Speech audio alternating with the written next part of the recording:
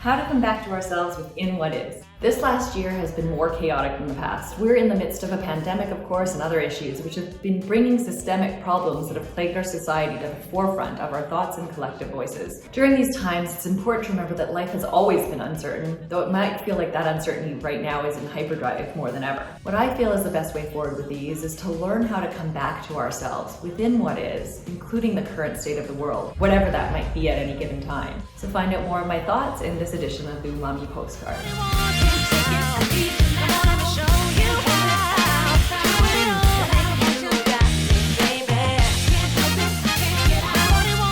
Hello, I'm Victoria Chenko, founder of Umami Journeys. These are very challenging times, and there's so much questioning of systems, unearthing of flaws, and the way things work. Some people have faced more chaos in the last 10 months than they've experienced in their entire lifetime. What helps me survive through times of challenge is working on how to come back into my own self and love in my own body, versus staying in my mind or in a place of fear. So here are a few of my thoughts on how I go about doing this.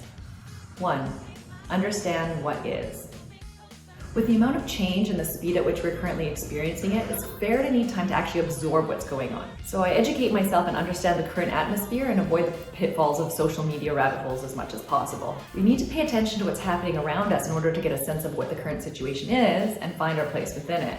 So ask around for help, talk to reputable sources and those you trust, respect, and admire. I tend to not actually watch the news at all and just find information when it is that I really need to seek it. 2. Live through it. Once you know what the situation is for you, sit in it. The pain, the sadness, the anger, all those awful emotions, whatever comes up. The more I've ever tried to ignore something, the more it remains hidden beneath the surface, causing all sorts of other issues to potentially spring up in the future to be dealt with later, and then often intensify. It's so easy, of course, to numb the feelings, find distractions, be it with food, alcohol, drugs, sex, overworking, you name it. There are many possibilities here, just pick your vice. I've done a little bit of all of them myself over the years. Regardless, spend some time there. It'll suck for a while to be sure, but better now than later, so you can move through it to the next stage for you. 3. Acceptance.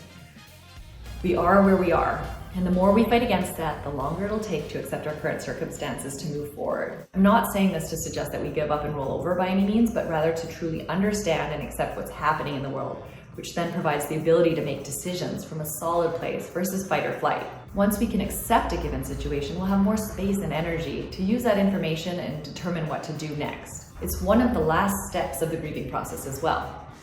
Once you accept, you can look at your situation from a broader, bigger picture context, and from there be objective on your actions. 4. What works for you? Once I've accepted a given situation, what are all the things that help me deal with it? What brings me back to my body and heart versus spinning around in my mind? Well, in my case, it's my morning routine, movement like yoga, being out in nature, playing beach volleyball, and watching the sunset over the ocean, or dipping my toes in the sand in the water. It can also include meditation, breath work, yoga, playing a musical instrument, drawing, or writing in my journal.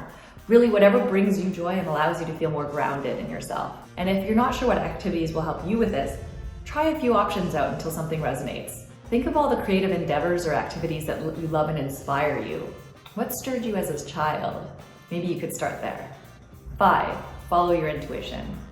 What came up for me many months ago now and found its way into my journal was how life could always be like Burning Man if we wanted to, beyond when you're on the playa for just a week a year. Though I've never been, and this last year was going to be my first time, I just finished organizing my RV crew for my camp literally days before the worldwide pandemic was revealed. So a close friend brought this up again recently, and that's why I've been thinking about it. Talking about how it's such a great way to live, trusting your intuition and following it day by day, especially in the context of this year, because really we never know what's going to happen next. This is a great reminder of a way of being for me, continuing to create my life and also how I've attempted to live, especially over the last 18 months or so. And while it's really difficult to do and is definitely a practice, I found it to be the most rewarding for me once I let life unfold. It's how I'm able to come back to my own self within what is, to create my life and thrive in my own way, regardless of the circumstance.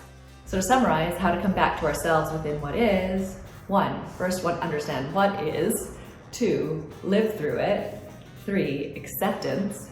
4. What works for you. And 5. Follow your intuition. Now it's your turn. What's one activity that you find helps you come back to yourself and your body within whatever situation might be happening around you? What was the last experience that happened that took you away from being grounded? So now, if you aren't sure what that is yet that'll bring you to being more grounded, explore a few different activities that you might find helpful and try it out next time you have a few moments to carve out personal time. See what works, and if it doesn't, just try something else. May we all live a life that shatters the status quo, our own umami journeys. Thanks for joining me on my journey, and I'll be back again here soon to continue to learn, share, and grow with you. Thanks for listening.